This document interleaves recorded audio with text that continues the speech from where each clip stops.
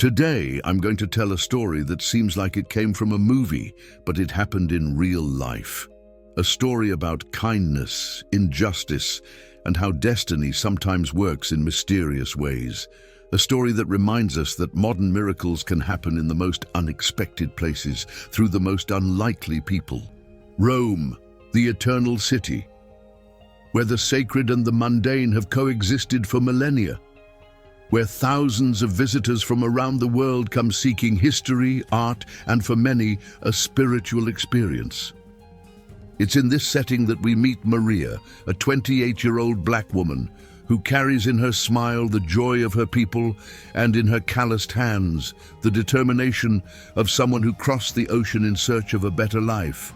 For 2 years, she has worked as a waitress at the restaurant, located just 3 blocks from the imposing walls of the Vatican. What Maria didn't know is that that day would change her life forever. Maria Santos was born in an underprivileged community. Maria Santos was the daughter of Mrs. Conceição, a domestic worker, and Mr. Jorge, a very hard-working bricklayer. From a young age, she heard stories about Europe and dreamed of one day visiting the places she saw in school books. At 18, she started working as a waitress in a restaurant in her city. For 6 years, she saved every penny she could, lost nights of sleep, holidays worked, all for the dream of crossing the Atlantic. At 26, and with a small suitcase, she landed in Rome. Reality, as always, was different from the dream. The language was a barrier, rents were expensive, and opportunities were scarce for immigrants, until a restaurant gave her a chance, a modest salary, but enough to survive and still send a little to her family in her home country. The work was exhausting. The work required 12 hours a day, 6 days a week, and beyond physical fatigue, there was something more difficult to bear. But Maria had learned from her mother that dignity is not lost through humiliations, and from her father that honest work always speaks louder than any prejudice. Maria was able to transform small moments into powerful human connections and to see beyond appearances, a skill that would change her destiny on a seemingly ordinary day. It was a Tuesday in October. Rome was particularly quiet. A light drizzle was falling, keeping tourists off the streets and creating that melancholic atmosphere that only the Italian autumn can produce. At the restaurant, Maria was taking advantage of the quieter time to get ahead with organizing for the evening rush. While arranging the cutlery, she heard the doorbell. An elderly gentleman entered alone. Nothing in his appearance drew special attention. He was dressed simply, almost austerely. He walked slowly, like someone carrying the weight of the world on his shoulders. The man sat at a discreet table in the corner near the window. For a few minutes, nobody noticed him. It was then that Maria, finishing organizing the counter, noticed something concerning. The customer seemed pale. His face displayed signs of discomfort, and his breathing clearly changed. Maria didn't hesitate. "Sir, are you feeling well? You look a bit unwell," asked Maria. "Ah, yes, just a little dizzy. It might be my blood pressure. It happens sometimes," said the gentleman. Maria, who had cared for her sick grandfather for years before her departure, recognized the signs. And without asking permission, Maria went to the kitchen and prepared an old family recipe. She returned to the gentleman and said, "Excuse me, sir. I brought you a fennel tea with honey and a bit of lemon. My grandmother used to say it helps when blood pressure drops. If you don't mind, would you like to try it?" The gentleman, surprised, told her, "How kind. You didn't need to trouble yourself." Maria remained nearby, discreetly observing, while the gentleman slowly drank the tea. Gradually, color returned to his face. For about half an hour, the elderly gentleman remained in the restaurant. He ate a little, thanked Maria several times, left a modest tip, and departed, blending into the movement of the street. What Maria didn't know, nor could she imagine, was that she had just served Pope Francis, the leader of more than 1.3 billion Catholics worldwide, who occasionally, against all security protocols, took solitary walks through Rome, dressed simply to avoid being recognized. The man she treated with such kindness, without knowing his identity, was the same one who spoke to crowds of thousands of faithful and met with world leaders. The night progressed normally. The restaurant filled up, as always happened. Maria carried on with her work, unaware that her small gesture of kindness had garnered more attention than she initially anticipated. Around 9 p.m., something unusual began to happen. Customers looked at their cell phones and then at Maria, with expressions of surprise. In the small back office, Giovanni, the restaurant manager, was watching the evening news when a brief note caught his attention. A tourist had photographed what they believed to be Pope Francis entering the restaurant that afternoon. The photo, although taken from a distance and blurry, was going viral on Italian social media. Giovanni, who was on the phone during the mysterious gentleman's visit, had no idea who had served this special customer.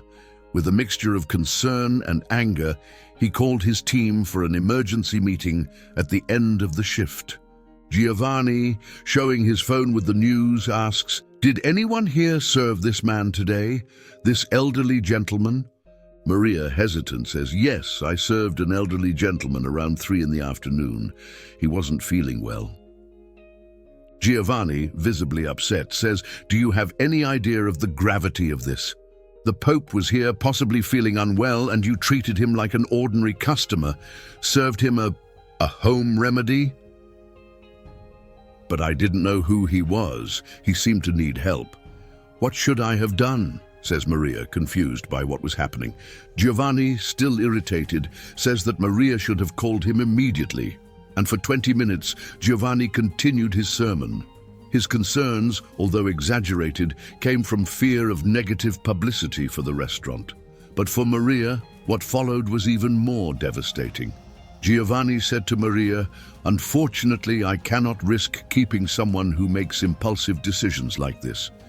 Here is your payment up to today, plus an additional week. You don't need to come back tomorrow." Maria, incredulous, "You're firing me for helping someone? How will I pay my rent? How will I send money to my mother?" asks Maria in tears. That night, Maria walked for almost an hour under Rome's light rain, carrying her few belongings in an improvised box. The injustice hurt more than the prospect of unemployment. She had been punished precisely for doing what her parents had always taught her, to treat everyone with dignity and compassion. What Maria couldn't imagine is that, while she prayed for strength and guidance, invisible gears were already in motion on the other side of the Vatican walls.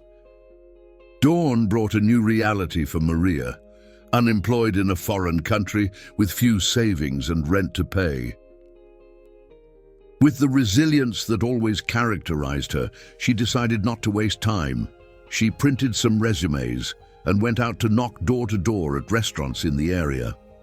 The morning was not kind. October was low season in Rome, and few places were hiring. In some, her accident was enough for doors to close. Around noon, exhausted and discouraged, Maria sat in a square. From where she was, she could see the imposing dome of St. Peter's Basilica, shining under the autumn sun. That's when her cell phone, an old model with a cracked screen, began to ring, a number she didn't recognize. Maria hesitantly answered the phone, and the voice on the phone said, "My name is Father Lorenzo, from the personal secretariat of His Holiness, Pope Francis. I am calling to invite you to a private audience at the Vatican today at 3 p.m. Would it be possible for you to attend?" Maria, laughing nervously, said, "I'm sorry, but there must be some mistake. Why would the Pope want to see me?" Father Lorenzo responded generously, "There is no mistake, miss. His Holiness personally requested this meeting. A car will wait for you in front of your address at 2:30 p.m. The driver will have your name. Maria was paralyzed. Was it a cruel joke? A coincidence? How would the Vatican know her address? 1,000 questions went through her mind. She decided that if there was a 1% chance it was true, she needed to at least prepare. She ran home, took a quick shower, and put on the only formal outfit she owned, a simple black dress she wore on special occasions. At exactly 2:30 p.m., still doubting that anything would happen, Maria went down the stairs of her building. To her complete surprise, a discreet black car with Vatican plates was parked exactly where Father Lorenzo had said.